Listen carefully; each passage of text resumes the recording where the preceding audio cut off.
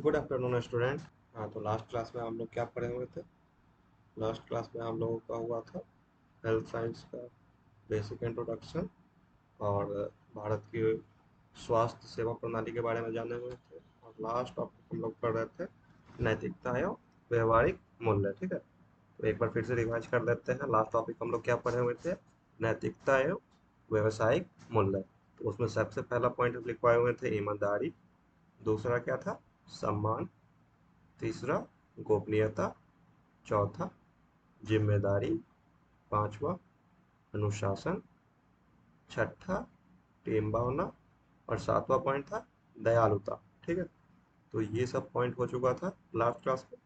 तो आज हम लोग इससे आगे बढ़ेंगे। ठीक है, इसी टॉपिक पे कुछ एमसीक्यू है, तो वो हम क्लास के लास्ट में आप लोग को एमसीक्यू करवाएंगे।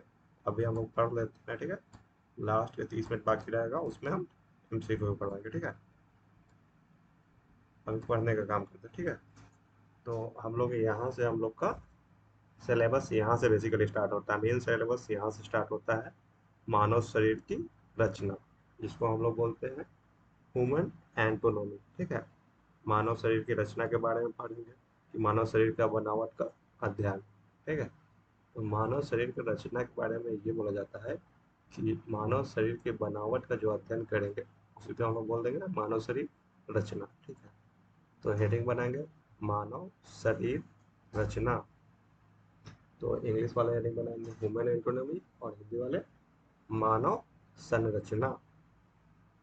हेडिंग बुला के चैट बॉक्स में मैसेज करेंगे कि हाँ सर हो गया, तो आगे हम इससे कंटिन्यू करेंगे। ठीक है, हो गया मानव शरीर रचना। तो मानव शरीर का परिभाषा क्या हो जाएगा कि मानव शरीर रचना मानव शरीर के बनावट को अध्ययन को बोलते हैं। अपने शब्दों में इसको हम लोग बोलेंगे हमारे शरीर के अंदर कौन कौन से अंग है, वो कहाँ है और कैसे बने हैं, यही क्या है? मानव संरचना। तो हमको आम बोलचाल में बोलना हो कि मानव शरीर रचना में क्या है, क्या पढ़ना है, तो हमारे शरीर के अंदर कौन कौन से अंग है, वो कहाँ है और कैसे बने हैं, यही शरीर की रचना है, मानव शरीर की रचना। ठीक है, तो आप लोग हेडिंग बना लिए, तो अब लिखिएगा मानव शरीर की बनावट का अध्ययन। मानव शरीर की बनावट का अध्ययन, मानव शरीर की रचना के नीचे हाँ हेडिंग बनाया है मानव शरीर रचना, उसके नीचे लिखना है मानव शरीर की बनावट का अध्ययन। ठीक है, इसमें हम लोग क्या जानेंगे? हड्डियां, मांसपेशियां, अंग, ऊतक और शरीर के विभिन्न प्रणालियां शामिल होती है। ठीक है, आप लोग लिखिए मानव शरीर की बनावट का अध्ययन, यही है मानव शरीर रचना। जैसे कि इसका एग्जांपल हम लोग क्या बोल सकते हैं कि हम लोग के शरीर में हार्ट है जिसको हृदय बोलते हैं, वो कहाँ पे है? लंग्स, फेफड़े, वो कहाँ पे है? किडनी, व्याख्या, वो कहाँ पे है? इनकी पोजीशन, इनकी शेप। ये पोजीशन का मतलब है कि कहाँ स्थान है इसका। शेप यानी कि कैसे बनावट है, यही एंटोनिमी होता है, यानी कि रचना। ठीक है, इसमें क्या क्या आ जाएगा? हड्डियाँ आ जाएगा, मांसपेशियाँ आ जाएगा, अंग आ जाएगा, सब इसी में आ जाएगा। तो यही मानव शरीर की रचना है, इसी को हम लोग बोलते हैं ह्यूमन एंटोनॉमी। ठीक है,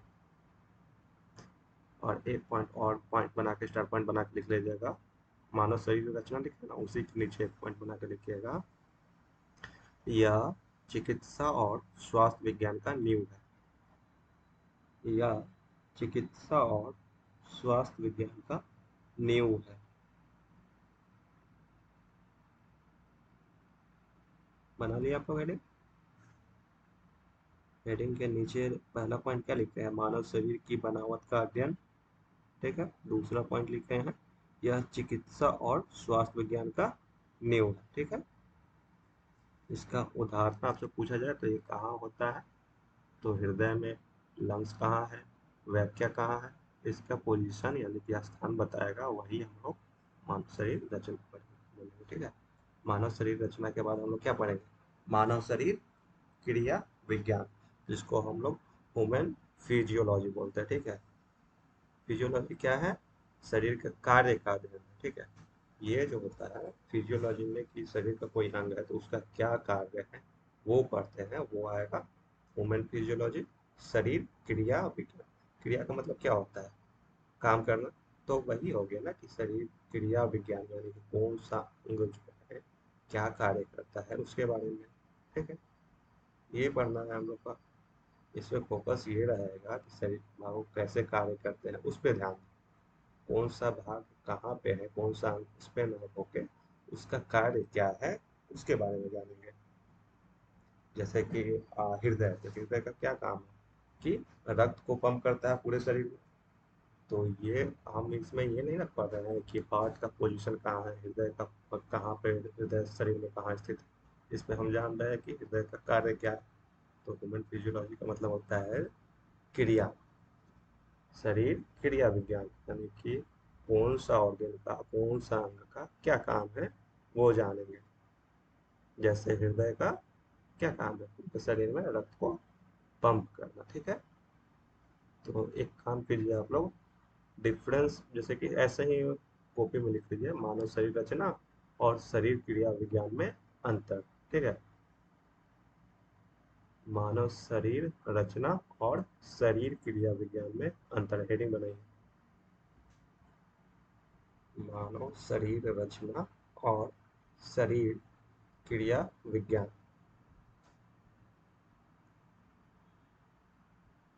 ठीक है, तो एक साइड लिखिएगा, पहला पॉइंट लिखिएगा मानव शरीर रचना में शरीर की संरचना का अध्ययन है।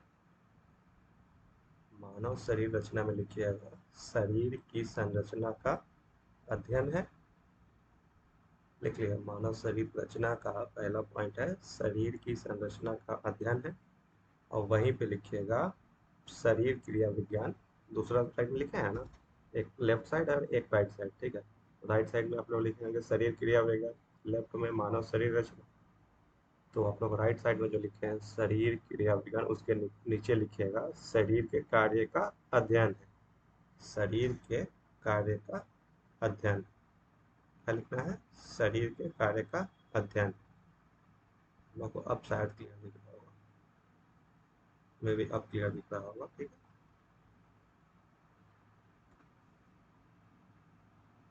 क्लियर दिख रहा है। मानव शरीर रचना के नीचे लिखना है शरीर की संरचना का अध्ययन, और शरीर क्रिया विज्ञान के नीचे लिखना है शरीर के कार्य का।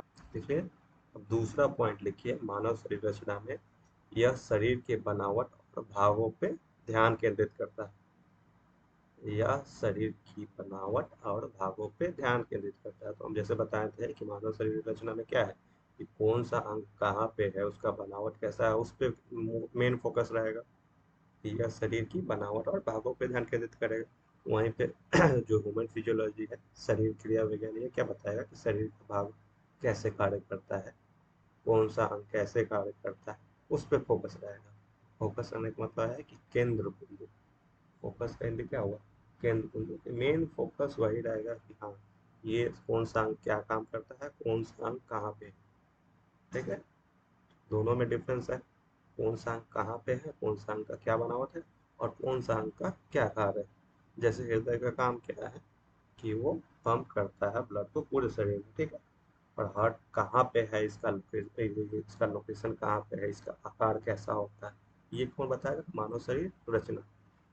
तो मानव शरीर रचना में लिख लिए यह शरीर की बनावट और भागों पर ध्यान केंद्रित करता है। और वहीं पे शरीर क्रिया विज्ञान में लिखना है यह शरीर के भाग कैसे कार्य करते हैं, इस पे ध्यान केंद्रित करता है। यह शरीर के भाग कैसे कार्य करते हैं, इस पे ध्यान केंद्रित करता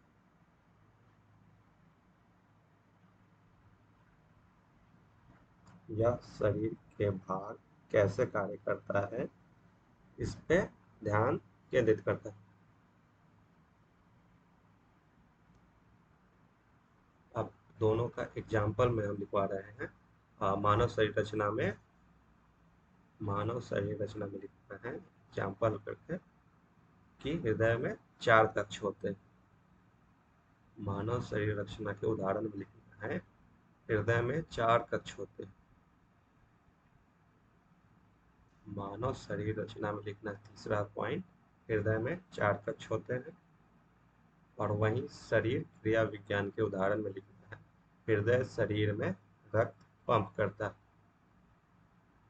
हृदय शरीर में रक्त पंप करता है, ये किसमें लिखना है? शरीर क्रिया विज्ञान में। तो हम आपको तीन की डिफरेंस बताए हैं मानव शरीर रचना और मानव शरीर क्रिया विज्ञान में। ध्यान से आप लोग सुनिए, एक बार मिलाइए नोटबुक में आप लोग जो लिखे हैं वो सेम पॉइंट लिखे हैं या अलग अलग लिखे हैं। पहला तो हम लिखे हैं मानव शरीर रचना में शरीर की संरचना का अध्ययन है, ठीक है। वही मानव शरीर क्रिया विज्ञान का पहला पॉइंट लिखवाए हैं शरीर के कार्य का अध्ययन है। फिर दूसरा पॉइंट लिखवाया है मानव शरीर रचना में यह शरीर की बनावट और भागों पे ध्यान केंद्रित करता है। वहीं शरीर क्रिया विज्ञान में लिखवाए हैं यह शरीर के भाग कैसे कार्य करते हैं इस पे ध्यान केंद्रित करते हैं। मानव शरीर रचना के उदाहरण लिखवाए हैं हृदय में 4 कक्ष होते हैं। वहीं शरीर क्रिया विज्ञान में लिखवाए हैं हृदय शरीर में रक्त पंप करता है, ठीक है। तीन तीन की डिफरेंस हो गया दोनों में, 2 डिफरेंस और एक उदाहरण, जिससे ध्यान में रहे कि मानव शरीर रचना क्या है और मानव शरीर क्रिया विज्ञान क्या है, ठीक है। यहाँ तक हो गया तो हम लोग आगे चलेंगे। किसी को डाउट तो नहीं होगा? किसी को डाउट है तो चैट पे टाइप कर सकते हैं। अभी हम लोग क्या पढ़े हैं? मानव शरीर रचना और मानव शरीर क्रिया विज्ञान, ठीक है। दोनों के बीच में डिफरेंस बताए हैं उदाहरण के साथ कि इसका उदाहरण क्या है और उसका उदाहरण क्या है। चलिए तो हम लोग आगे चलेंगे सेल के बारे में, जिसको हम लोग बोलते हैं कोशिका, ठीक है। तो आप लोग वहाँ तक लिख लिए हैं तो नया टॉपिक बनाइएगा सेल। इंग्लिश वाले लिखिएगा सेल, हिंदी वाले लिखिएगा कोशिका। लिख के चैट बॉक्स में मैसेज कीजिए सर हो गया, तो हम आगे लिखाएंगे। सब कुछ जल्दी जल्दी लिखेंगे, लिखने में बहुत ज़्यादा टाइम नहीं लगाएंगे।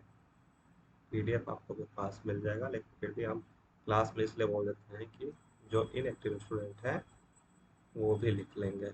लिख लेने से होगा आपको ध्यान में रहेगा कि कौन सा पॉइंट किसके लिए है और लंबे समय के लिए याद भी रहेगा। देखिए कोशिका ऐसे लिखना है, इंग्लिश कोशिका का इंग्लिश होता है सेल, ठीक है। कोशिका के नीचे लिखना है जीवन की सबसे छोटी संरचनात्मक एवं कार्यात्मक इकाई। इंग्लिश वाले लिखेंगे सेल, उसके नीचे लिखेंगे the basic unit of life. Cell के नीचे लिखेंगे the basic unit of life, और हिंदी वाले लिखेंगे कोशिका के नीचे जीवन की सबसे छोटी, जीवन की सबसे छोटी संरचनात्मक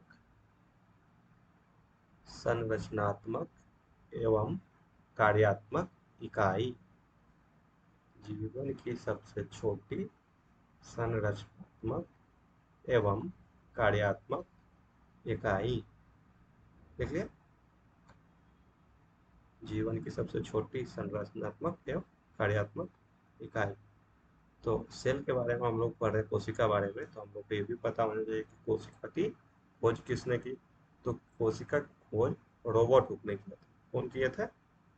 तो रोबोट हुक किए हुए थे 1665 में।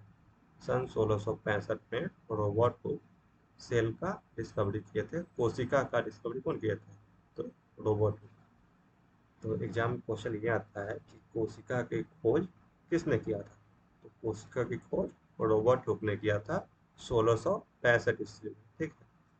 एक बात जान लीजिए कि कोशिका सबसे छोटी इकाई करने का मतलब है कि हम लोग अपने नेकेड आई से, यानी कि हम लोग अपने आंखों से ऐसे नहीं देख सकते, बिना माइक्रोस्कोप पे नहीं देख सकते। तो माइक्रोस्कोप कैसा होता है? वो पीपीटी के जो पिक्चर जो दिखता है उसमें दिख रहा हुआ कि माइक्रोस्कोप ऐसा दिखता है। जूम कर देते हैं ताकि आप लोगों को दिखे कि माइक्रोस्कोप कैसा होता है। कुछ ऐसा होता है, ये देख अभी ये है माइक्रोस्कोप, ठीक है। तो नीचे सेल का डिफिनेशन, कोशिका का परिभाषा के नीचे आप लोग लिखिए कोशिका की खोज रॉबर्ट हुक सन 1665 में की थी। कोशिका की खोज रॉबर्ट हुक ने सन 1665 में की थी।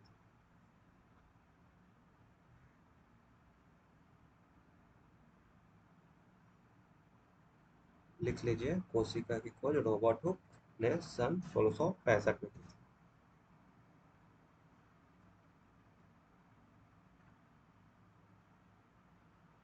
मानव शरीर कैसे बना होता है पता है आप लोग को?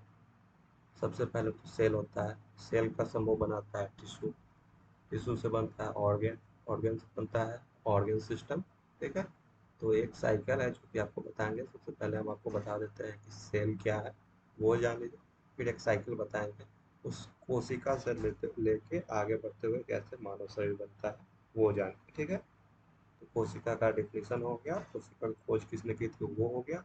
अब लिख लीजिए सबसे छोटी कोशिका, सबसे छोटी कोशिका, सबसे छोटी कोशिका लिख के उसके सामने एरो दीजिए।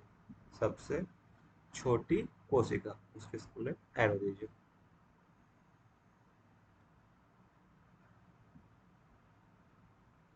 सबसे छोटी कोशिका के आगे एरो देके लिखिए माइकोप्लाज्मा, माइकोप्लाज्मा ऐसे लिखना है। सबसे छोटी कोशिका, उसके आगे एरो देके लिख देना है माइकोप्लाज्मा।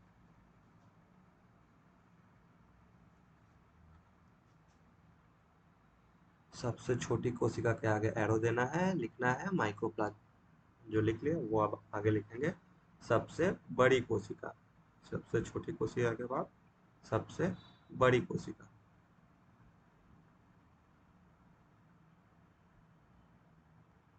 सबसे बड़ी कोशिका क्या होता है? शुतुरमुर्ग के अंडे की कोशिका। शुतुरमुर्ग के अंडे की कोशिका सबसे बड़ी कोशिका होता है। ठीक है, लिखिए सबसे बड़ी कोशिका, उसके सामने एरो देखिए शुतुरमुर्ग के अंडे की कोशिका, जिसको हम लोग इंग्लिश में बोलते हैं ऑस्ट्रिच एग सेल। ये जो होता है सबसे बड़ी कोशिका होता है। ठीक है, ये लिख लिया।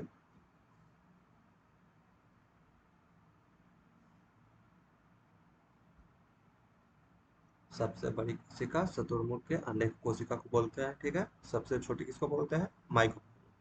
तो हम लोग कोशिका के बारे में अभी तक पढ़े हैं। जीवन की सबसे छोटी संरचनात्मक एवं कार्यात्मक इकाई है, जिसका खोज किसने किया था? तो रॉबर्ट हुक ने किया था सन 1665 में।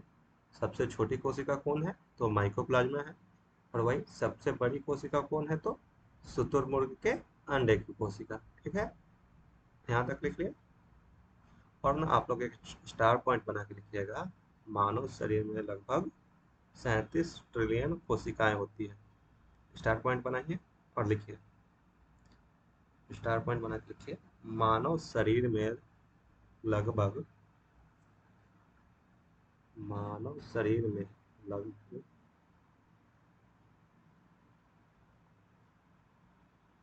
मानव शरीर में लगभग 37 लाख करोड़, 37 लाख करोड़, मानव शरीर में लगभग 37 लाख करोड़ कोशिकाएं होती है, जिसको इंग्लिश में हम लोग बोलते हैं 37 trillion. Trillion means 37 lakh crore, 37 trillion यानी 37 लाख। तो आप लोग को लिखना है मानव शरीर में लगभग 37 ट्रिलियन कोशिकाएं होती है। या तो लिखिए मानव शरीर में लगभग 37 लाख करोड़ कोशिकाएं होती है। 37 लाख करोड़ लिख लिया।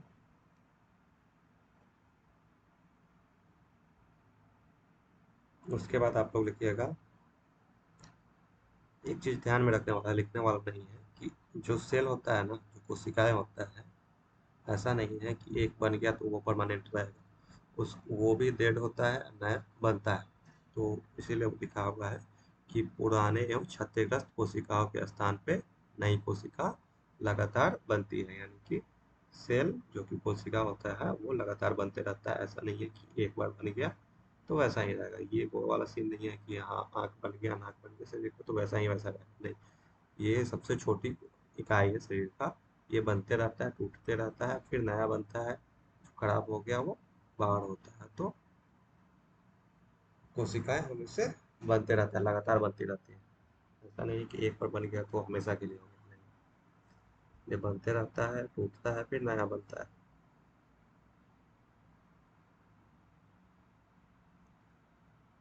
खत्म हो गया। चलिए, अब हम लोग ना कोशिकाओं के प्रकार लिख लेंगे, ठीक है। कोशिकाओं के प्रकार लिख लेंगे। हेडिंग कोशिकाओं के प्रकार।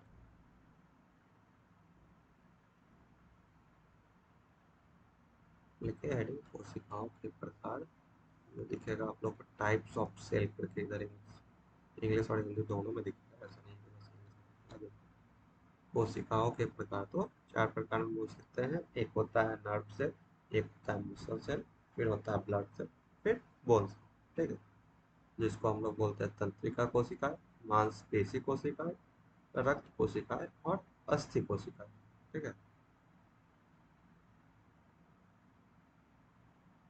लिखिए आप लोग, दिख रहा होगा स्क्रीन पे टाइप्स ऑफ सेल इधर कॉर्नर में, कोशिकाओं के प्रकार।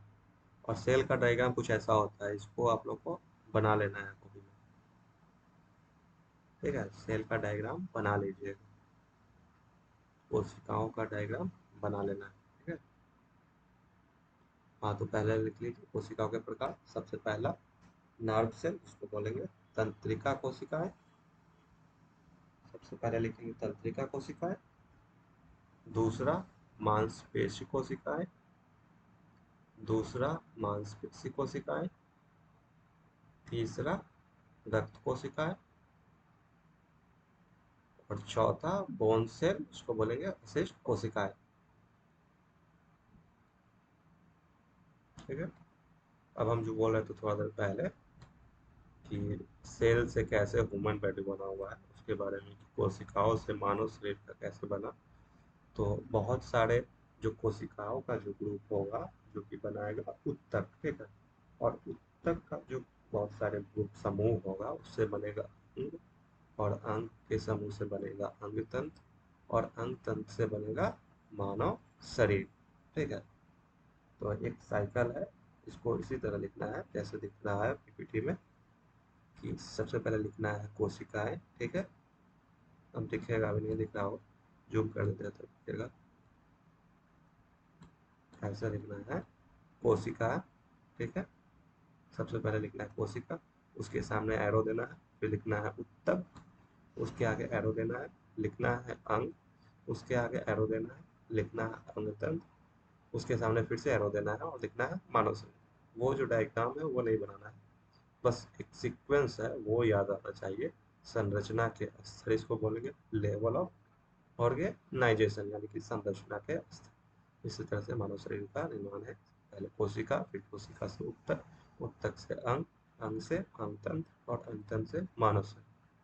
तो यहाँ पे एक समूह होगा, वो दूसरे का निर्माण करेगा। जैसे कि बहुत सारे कोशिकाओं का जो समूह होगा वो उत्तक बनाएगा, और उत्तक का जो समूह होगा वो अंग बनाएगा।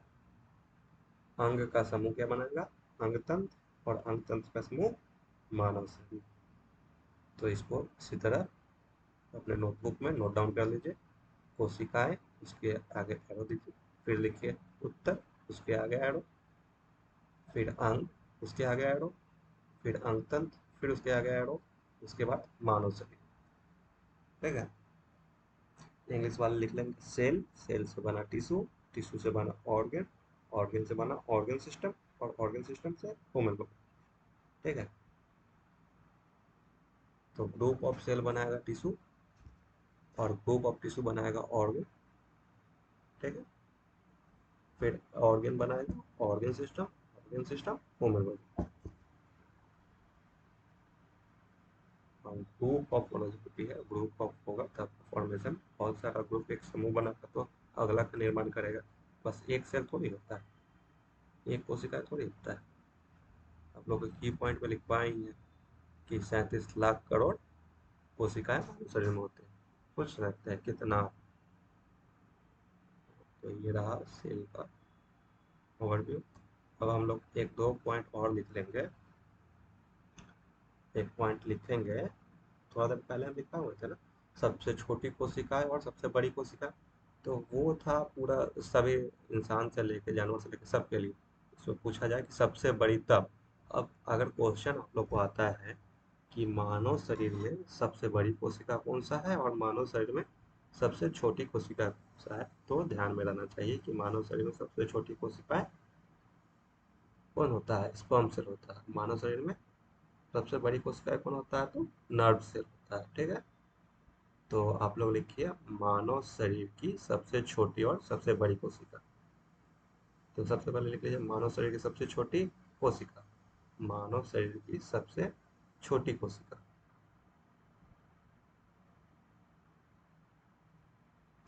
मानव शरीर की सबसे छोटी कोशिका। उसके आगे एरो देके लिखिएगा मानव शरीर की सबसे छोटी कोशिका के आगे एरो दीजिएगा और लिखिएगा शुक्राणु कोशिका।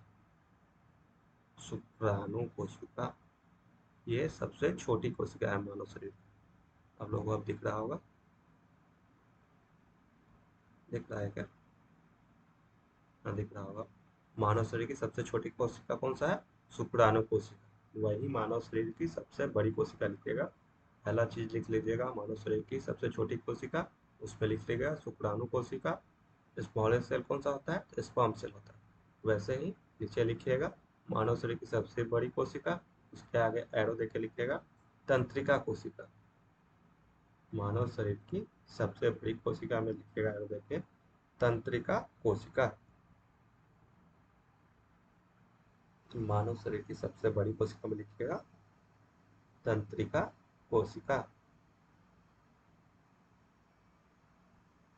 नहीं, इसके आकार के बारे में मत लिखिए, बस जितना लिखवा रहे हैं उतना लिख लीजिए। और पीडीएफ तो ग्रुप से होता ही है, तो पीडीएफ भी एक बार पढ़ लीजिएगा आप लोग। फ्री टाइम में पीडीएफ पढ़ सकते हैं। ठीक है, हर एक पॉइंट नहीं लिखवा सकते हैं, बहुत लंबा नोट्स बन जाएगा। ठीक है,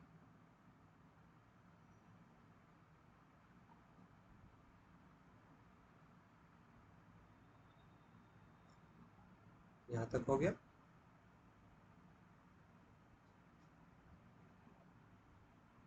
हम लोग जान गए। अभी हम लोग क्या पढ़े कोशिका के बारे में।